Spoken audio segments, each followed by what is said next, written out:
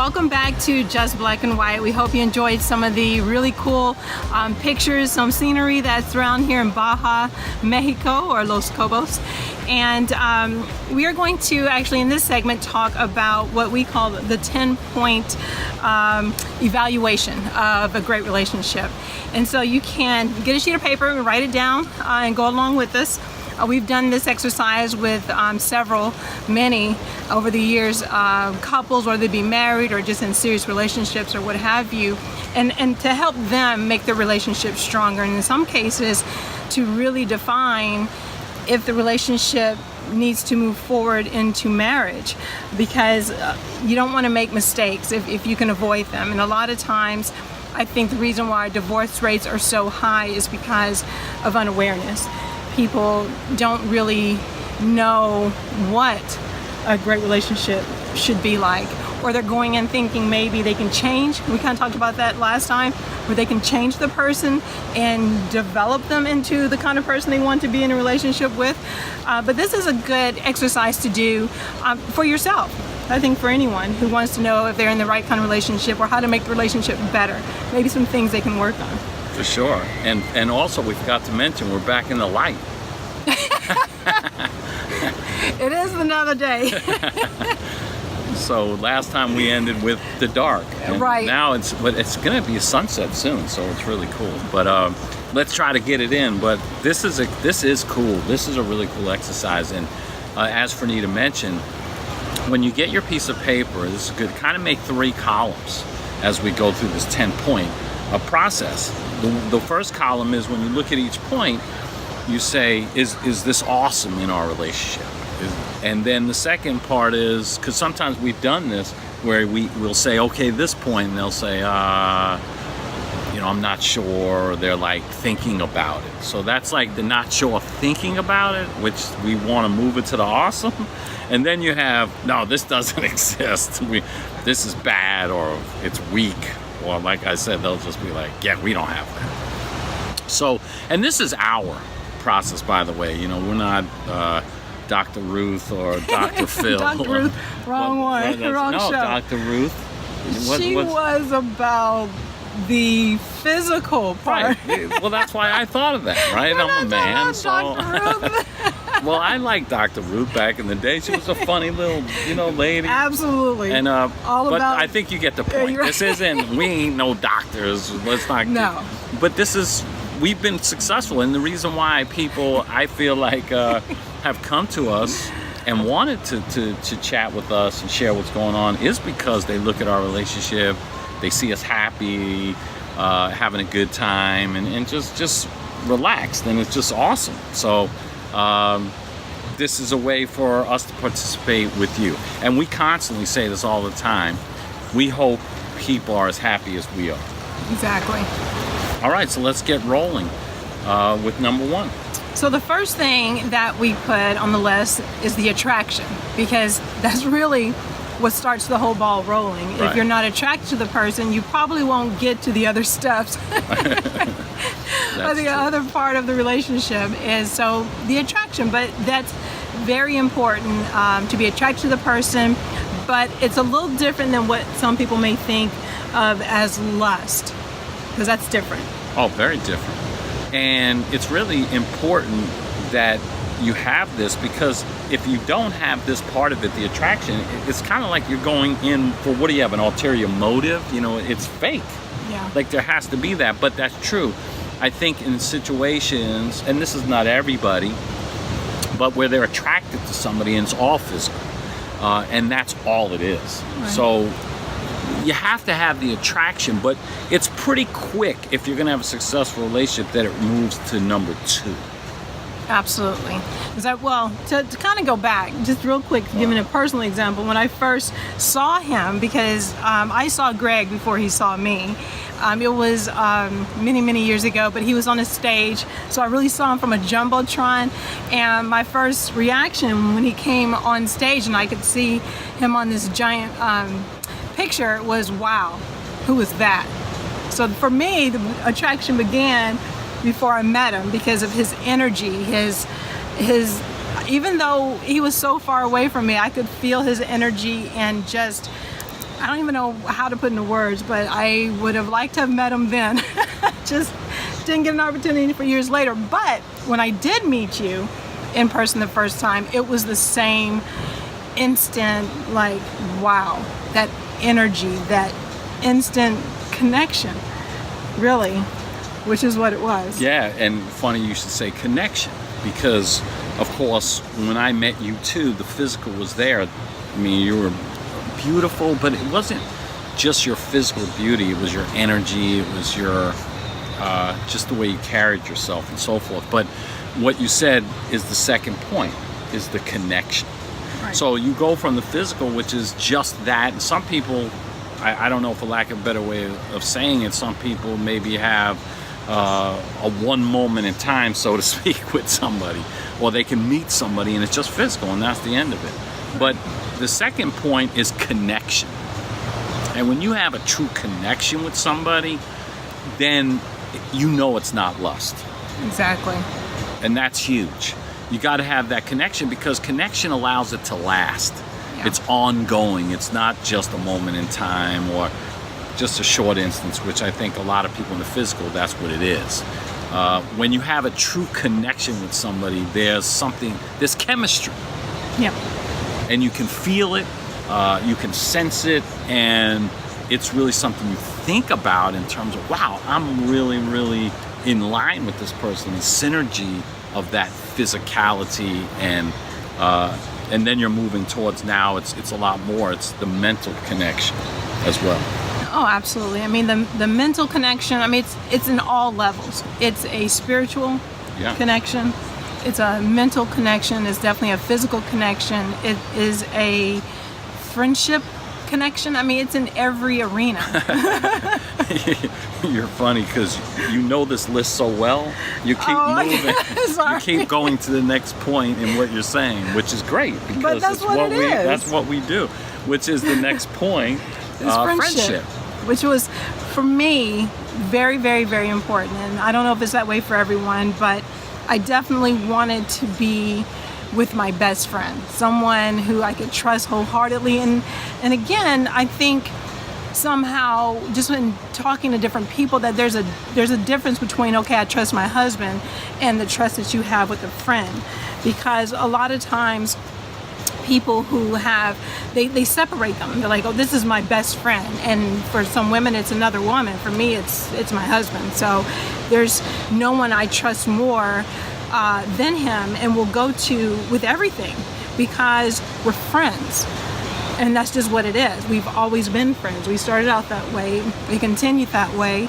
And with friendship, there's no judgment. There's no, it's almost like you can remove some of the emotion out of it from the attraction side, if that makes any sense, because I can talk to him as a friend. And that's just so very important to me, that we had that kind of relationship on every level.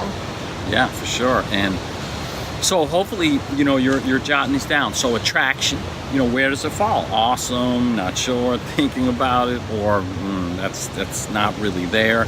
To connection, as Frenita talked about, all levels of connection.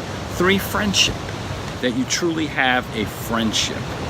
And then the next one, number 4, is support and encouragement. And support in all levels. Support, whatever that means. Could be financially support, that you're working hard to support, not just a man to a woman. I mean, Frenita's never expected me to be the provider or the supporter financially.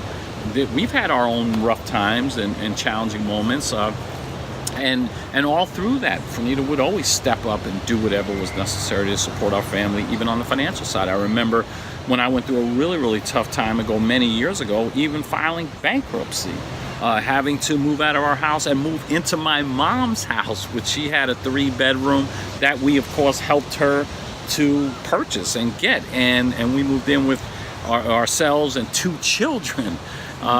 But you know what? We just enjoyed every moment of every challenge or every success that we had.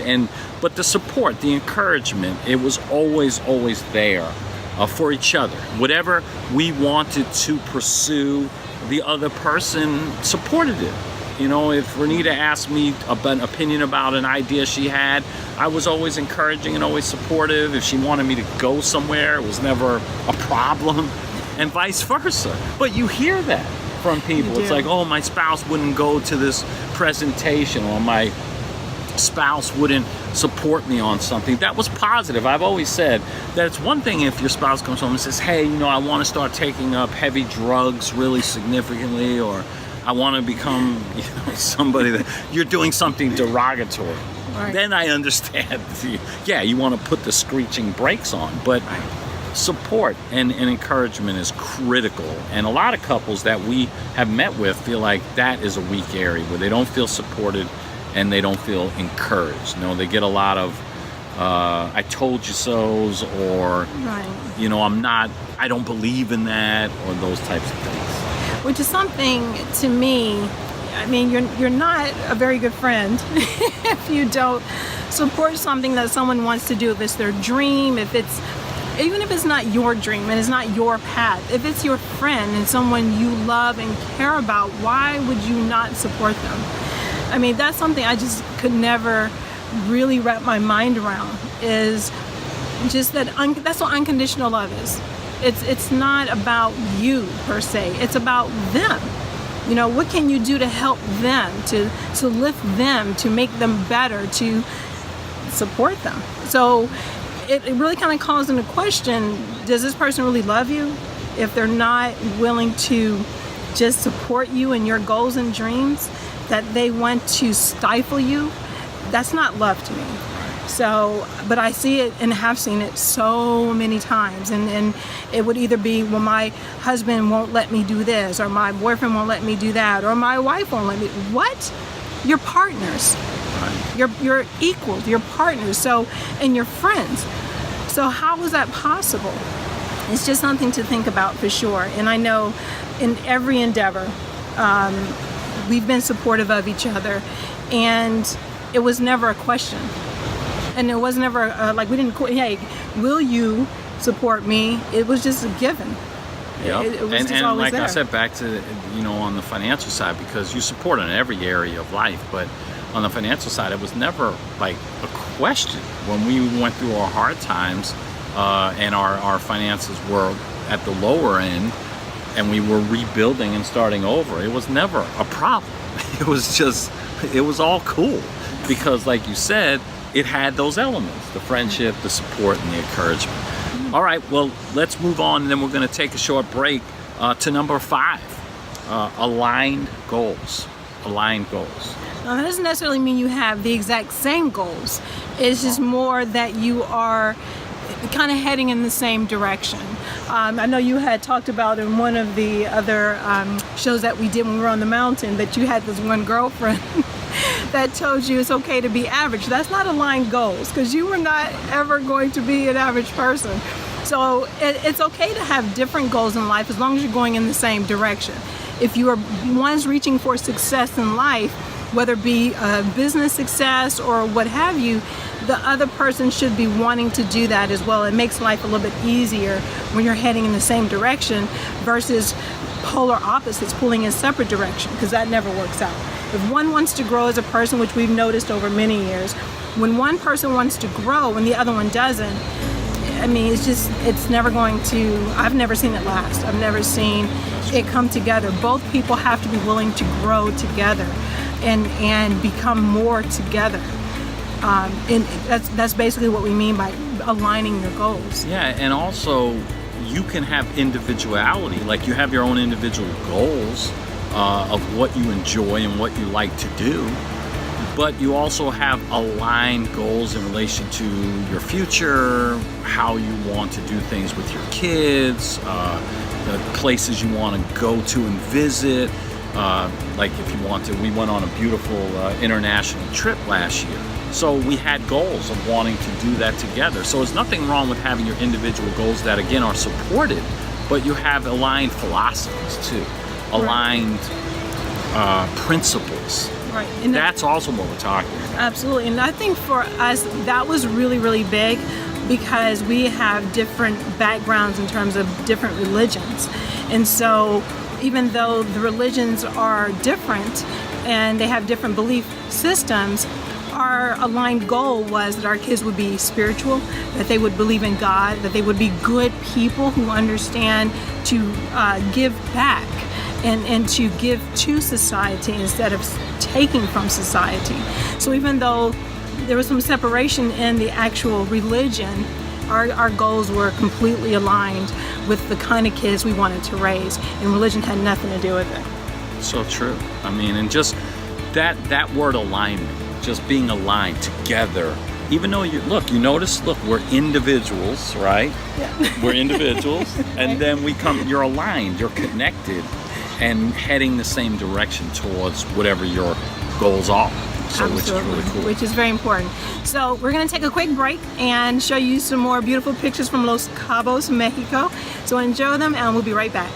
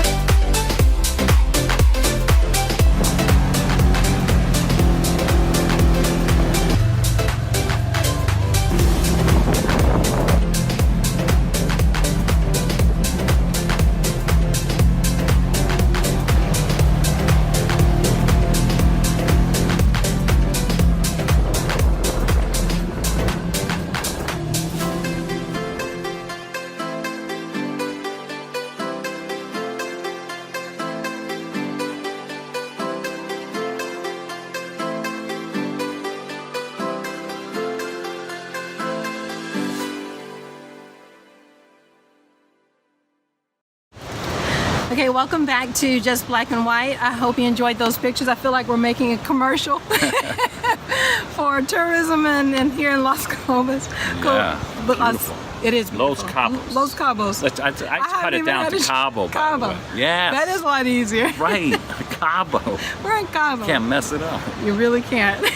Now, you Okay. may have noticed that we switched seats over here. Well, it's because this is my better side. And you see how we supported and encouraged that move. We had aligned goals. We were connected. So it was all good. All right. So we're moving on. We're moving on. The next one is trust, which is a huge one. And some people may think that should be at the top of the list, but I think it is where it should be. Well, because That's it takes important. time. It does take time. You can't. How can you put trust first? You're just You don't meeting know them, somebody, right, exactly. I mean, you can't know if you should trust them. That's true. Right away. That's earned. Correct. Yes, trust is earned. And that takes time through actions, because anybody, as we've learned, Yes. in just general life and general relationships, What is the saying that you say when how do you know when someone lies? their lips move. Their lips move. Right. Don't listen to what people say. Watch what they do. Exactly. And I've always felt that way, because also people can be on their best behavior. When Absolutely. they're They're on their attracted. game. Exactly. just as an example, so if I'm attracted to you and I want to be with you and I really dig you, I'm going to act a certain way, but it may not be the real way. Right. It's like a presentation. Correct. When you go into a presentation, they're going to show you all the good, none of the negative or the bad. So when you first start dating someone, just know it's a presentation. That's right. And so that's why it takes time to gain that trust and to earn that trust. But once you have that trust, then what's awesome about it is it's easy and you never have to worry. Like, it's not a big deal. Like, I kind of find it entertaining when we'll be talking to people and they'll be like, so-and-so was looking at my emails or whatever. I'm thinking, first of all, why are they looking at your emails? Exactly. But secondly, why do you care? Like, you have both sides of it. Right. Because somebody could be looking at your emails or texts because they're lacking trust, and other people feel like, I can't show my phone, or they feel uncomfortable. It's like, you pick up my phone and know my code, I don't care. Or if you look in my emails, I don't care. I mean, if you were doing that, it wouldn't faze me. And then on the flip side, true trust means that everything's transparent, everything's open. There's nothing that you can't talk about. Exactly. And the thing that I really love about Frenita, but we're this way to each other, is the brutal honesty. When you have trust, you have brutal honesty, and the reason you do is because you're doing it out of concern, you're doing it out of caring, you're doing it out of wanting to help somebody to recognize something they may not see for themselves. And a good example of that is, sometimes you'll pull me aside and really talk to me about, hey, Gregg, the kids, you work so hard and we love that about you, and we love the fact that you make it happen, but it can't be at the expense of the time you spend with your kids, which is why this vacation is so cool here with our kids. And I really love that about Frenita. But she's brutally honest, but I don't take it personally because I know she really wants to just help me get better, and vice versa. Oh, absolutely. I mean, it's been that way from day one. I know in the beginning, it was from mentor to student, if you will. And I didn't like any of the stuff that you were telling me, but they were all absolutely necessary. I think, what was the thing you used to tell me? Because I hated criticism. I was the worst at taking criticism. You're like, Frenita, I'm not throwing a bucket of knives at you. Right. There's some cold water. No one likes to get hit with cold water. And there's some sand in there. But at the bottom, there's some gold nuggets. So, wipe off the water, get the sand out of your eyes, and recognize what's in there that will help you grow as a person. And from that point on, I really had to learn to open my mind and understand that it wasn't a personal attack. That if you didn't care for me and want to see me get better, then you wouldn't take the time to be brutally honest. And so our relationship has been that way from the very beginning. And I know I've definitely appreciated it, and it's helped our relationship grow, helped us both become better people, and it never ends. It's just how just recently we had that conversation about the kids, and I appreciate it so much because sometimes it's hard to see yourself as you really are. Yeah. So it was great. I love when you do that for me. And it was funny because you at communication transformation, they'll hear that example about the buckets of knives and the water and the sand and the gold nuggets, because that's all part of communication, which we're going to talk about here in a minute on our list. So number 7. Respect. Respect. Yes. That's huge. Very. Respect everything, too. Like, respect isn't just, Frenita's a woman, so I got to open the door or do those respectful things. Although I had to teach you to do that. Well, I've always said, I never said I had class. I have respect. Well, that was also I did have class. It just was all love. But so you worked on me. You polished me up. I polished you up a little. You polished me up. Well, they say steel, sharpens steel. Right? That's it. But no, respect is very broad.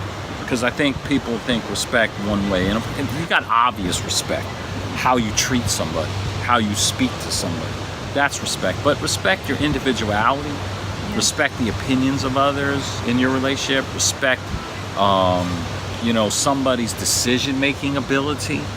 That comes with trust too, but respect of somebody to go out and do something. I see all the time somebody do something, make a decision, and they'll get jumped on. Where's the respect for who they are, the partnership you have, that's also part of respect. I mean, that's a very big part of it, because there's nothing more demeaning when you're an adult and someone's treating you or talking to you like you're a kid and is supposed to be your partner. I mean, that is a complete lack of respect, in my opinion. I think someone that you really do respect, you would never say things to them in a certain way or a demeaning way. You would never knock down their opinions or their thoughts because it's different than yours. All of those things are respect, and you just, you respect them as a person, and you respect them that they have the ability to actually make good decisions as well. And like you said, that comes with time and trust together. But some people have been together a very long time and still don't have that kind of respect for each other, which I don't understand. They talk down to them. That's not someone who loves you. Someone who loves you will never talk to you that way, will never demean you that way, will never tell you what you can do and cannot do, because that is not a partner. That is, I don't know what that is, but that's not a relationship, and definitely not one you want to be in. No, and a lot of people will get to that part of these 10 points, and they'll get to the respect, and they'll talk about, no, we don't have that. It's not the respect. And one person might say, yeah, I get the respect, and the other says they don't. Well, you see, the list, in order for you to have this healthy, successful, happy relationship, that both lists have to ultimately get to awesome. Can't be one partner saying, I feel respected, and the other doesn't. Or the one part says, I feel support and encouragement, and the other doesn't. Because that's not equal. That's not shared of all these things, and I think that's important. And also just kind of reminded me when it comes to respect, because at certain, and we've definitely had times in our life where you were doing all the breadwinning, you were working because I was being mom, and it was never, this is my money, this is my stuff. Right. Because of the respect that you had for even what I was contributing. I was mom and I'm taking care of the kids, and you were out doing that, but it never was unequal. Like, you looked at it and treated it like it was the exact same. And I know sometimes if there's one party out there making all the money, if you want to say that, then it's almost like this is mine and you have to get permission. And it was never like that. And then sometimes we both work. That's crazy, because that is the total lack of respect for the person and who they are, and the relationship and the partnership. But that leads to the next piece, the next point. Number 8 is loyalty. When you have loyalty, then you would never ever think like that. You just have a loyalty to each other, regardless of who makes money and who doesn't. But I could tell you, money has nothing to do with a successful relationship or marriage. Once again, money, yes, you need it to pay your bills. Yes, you need it to live. And yes, to have nice things and quality lifestyle, like even what we're doing here has been amazing. But our relationship wouldn't be less. We may have seen less places and gone less places, but that wouldn't have reduced our happiness. We've had some of the best times. I mean, I remember when we literally, when I walked away from my first endeavor and we started something, that's when we really started within the first couple of years of our relationship. And I literally moved. We had an office space and we lived in the warehouse together, remember? Oh, yeah. I mean, it was freezing in the winter, 8 blankets. Oh my gosh. We lived in the warehouse of the office. And we weren't like, we certainly wouldn't be doing that because we just said, oh, hey, this would be a good idea. Let's live in a warehouse. This will be fun. I mean, it was because we didn't have the money.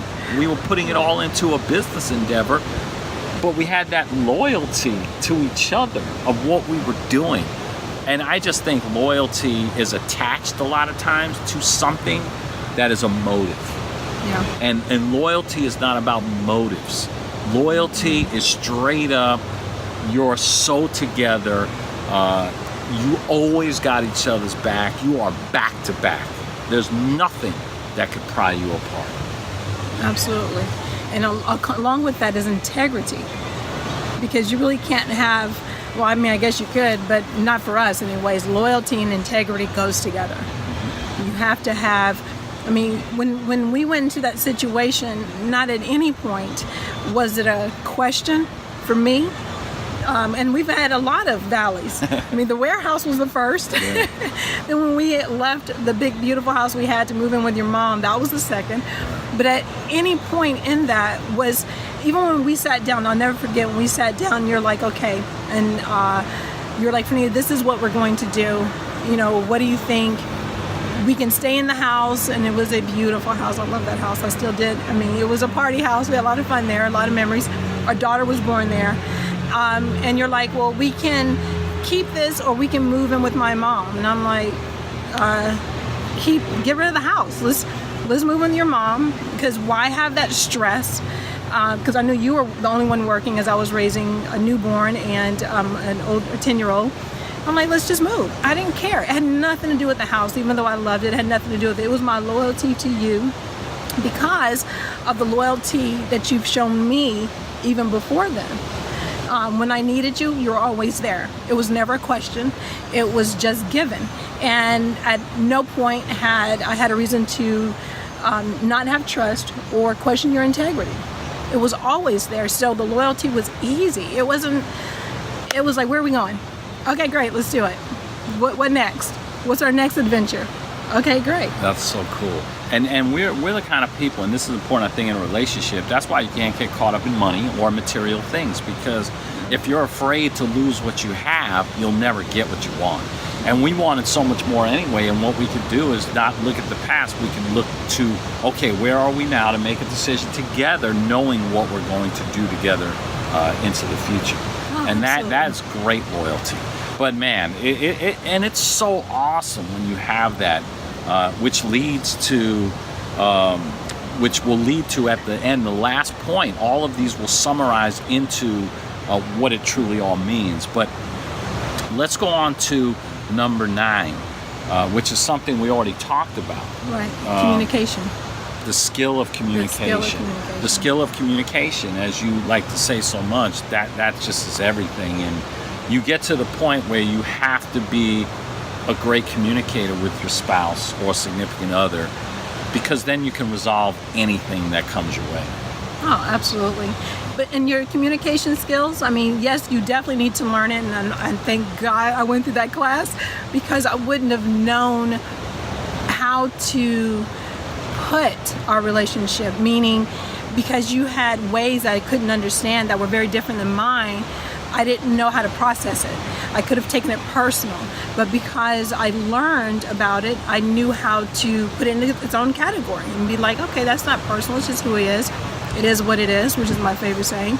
You know, how do I want to deal with that? And when you come into a relationship knowing that, which is so huge, oh my goodness, then also your communication skill comes down to how you talk to each other. Because a lot of times people just focus on what they say, but it's also in how you say it.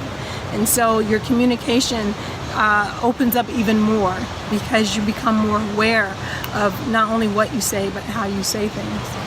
And all of that, as we talked about a little bit earlier, is in your ability to learn to be a great communicator. That's why communication transformation transformed our lives individually and certainly together. So that leads to the last one, 10. So far, remember, we have 1, attraction; 2, connection; 3, friendship; 4, support and encouragement; 5, align goals; 6 is trust; 7 is respect; 8, loyalty; 9 was the skill of communication. Remember, where are you with each one? Is it awesome for both of you? Is it, you have to think about it and you're not sure? Or is that a weakness? Is that something that has to be worked on? But that leads to the last one, and that is, are you really in love? And in love is not something you think about. In love is in your heart. And this is what I've said for many, many years. From as long as I've known you. If it's in your head, honestly, it's dead. It's not. You can't think about love. You can't think about your relationship. You can't think about your spouse. You can't think about what's going on and how your life is with this person. It just is. It's never a thought. It just is. That's when you know you're in love, and that's my opinion. I share the same opinion. If it's in, and For me, I absolutely know the difference because I had to experience it. When in my first marriage, it was constantly in my head. I mean, just all the time because I just wasn't happy. But in this experience, I've never had to think about it. It's just was in my heart and is in my heart. And because I've lived both, I absolutely know the difference between the two. And it's just so much better to not have to think about it, be concerned about it. It's like breathing. It's just there. Exactly. It's just... It's like the same thing you would say like with your kids. It's just in your heart. It's never in your head. You're never thinking about it. I always say if it's in your head, it's dead. If it's in your heart, that's the right start. And it's real. make it in your heart. And like it is for us, it's what makes it truly awesome. So hopefully these points have been really helpful to you. I know that we've been able to define our relationship because of it. And I know some people might be thinking, you know, where's the part of the points of the fun and the gifts and the travel? and man, people are funny, right? Because you know they might be thinking that. But the one thing I'll say about that is those are things that you do. Those are things that you get. And those are awesome. And we certainly have our fair share of doing things for each other, and whether it's gifts or traveling and so forth. But it has nothing to do with why we believe we have such an amazing relationship, friendship, and why we're so in love with each other. Nothing to do with it. Those things, they're just part of things that just happen. Yeah, extras. They're right? just extras. Exactly. Because we've been on both sides. There's been many years we never traveled. Many years. Because we were setting our goals and we had things we wanted to do. And so we invested that time into what we were trying to build.